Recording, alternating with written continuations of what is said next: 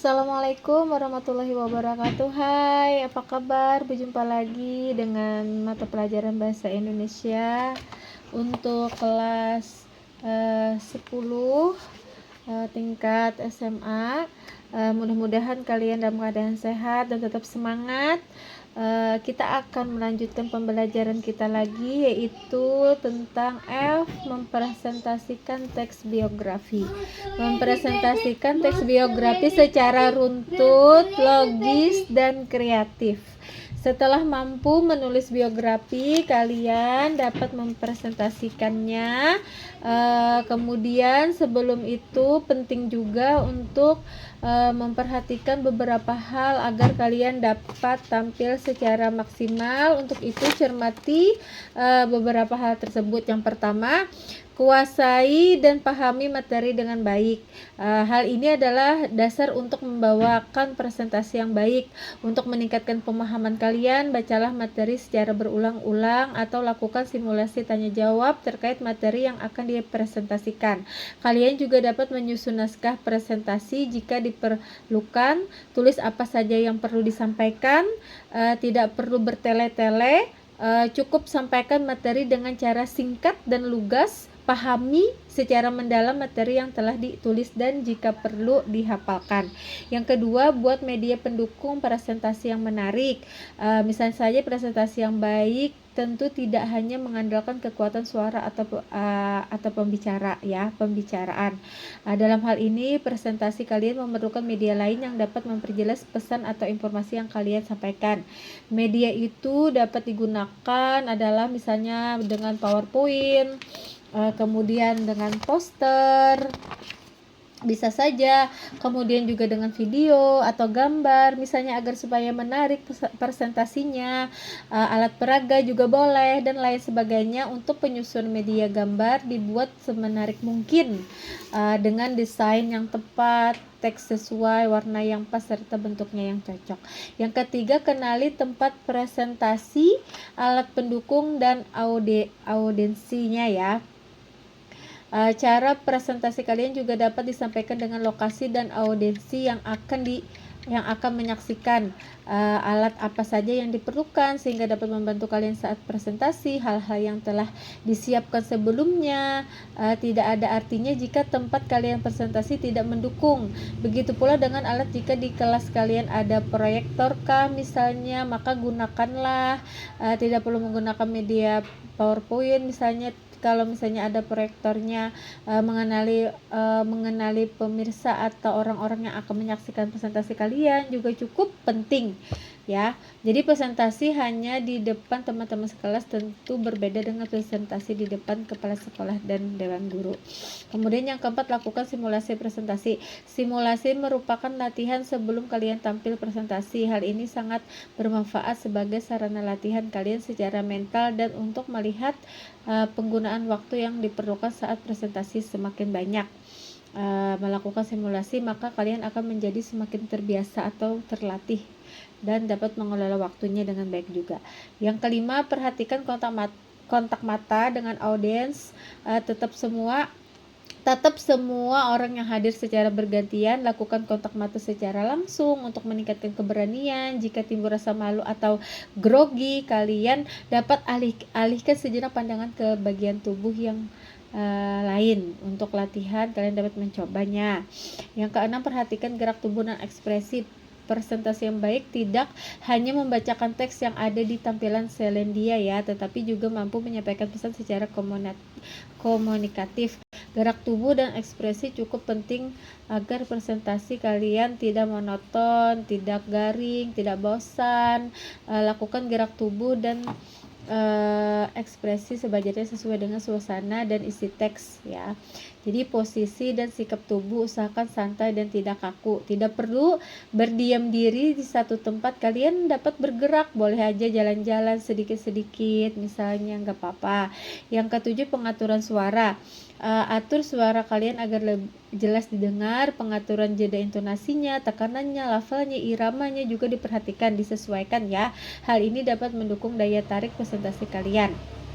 Yang kedelapan, perhatikan pakaian yang digunakan. Jadi pakaian yang sopan, serasi, yang hal ini juga berpengaruh pada kewibawaan saat presentasi kalian. Tentu akan menjadi pusat perhatian. Karena itu sebaiknya kalian memperhatikan penampilan juga, khususnya pakaian yang digunakan sopan, santun, baik, rapi ya, sebagai sarana untuk menilai presentasinya. Kemudian selanjutnya yaitu pada yang pembelajaran tentang presentasi teks biografi itu kan kita pernah juga tuh di bab 4 presentasi teks negosiasi, cuman temanya saja yang berbeda.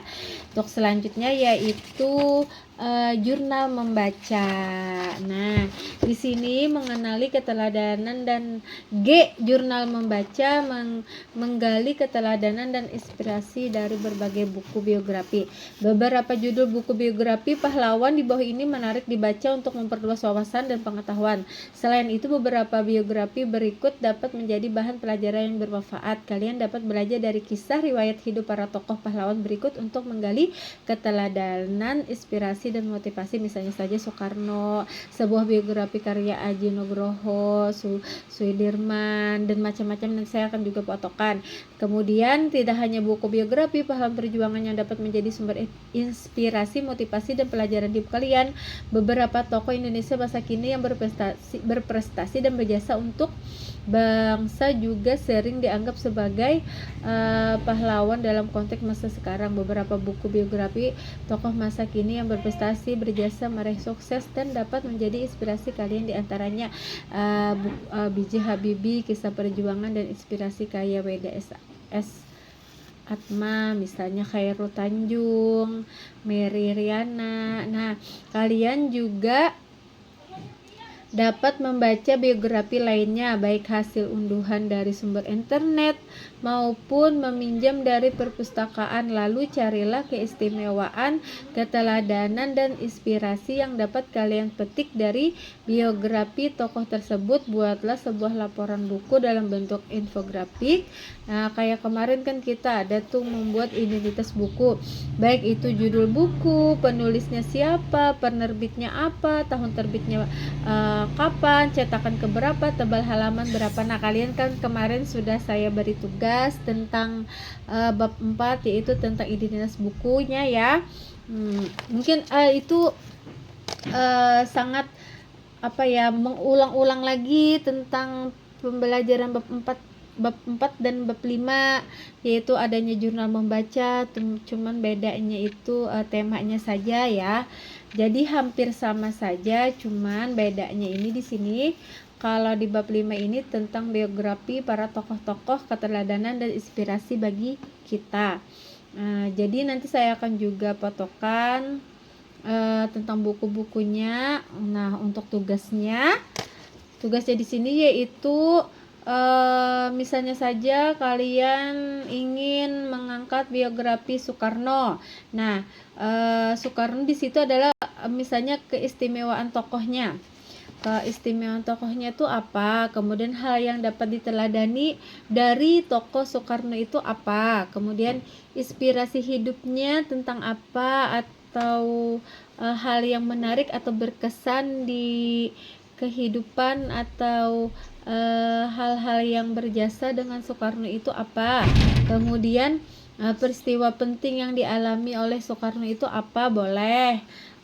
Kemudian jasa untuk bangsa bagi kita dari Bapak Soekarno itu apa. Nah, jadi tabel isian jurnal membaca buku nanti saya akan fotokan. Jadi kalian pilih siapa yang mau dijadikan biografinya. Kemudian tugasnya nanti saya fotokan keistimewaan tokohnya apa, hal yang dapat diteladani itu apa, inspirasi hidupnya apa, hal yang menarik dan berkesannya apa, watak tokohnya itu seperti apa, peristiwa penting yang dialaminya itu apa. Nah, itu ya tugasnya ya untuk minggu ini. Mungkin itu yang dapat saya sampaikan. Kalau ada pertanyaan silahkan chat saya. Salah hilap mohon maaf. Assalamualaikum warahmatullahi wabarakatuh. Berjumpa lagi nanti di pembelajaran berikutnya. Dah.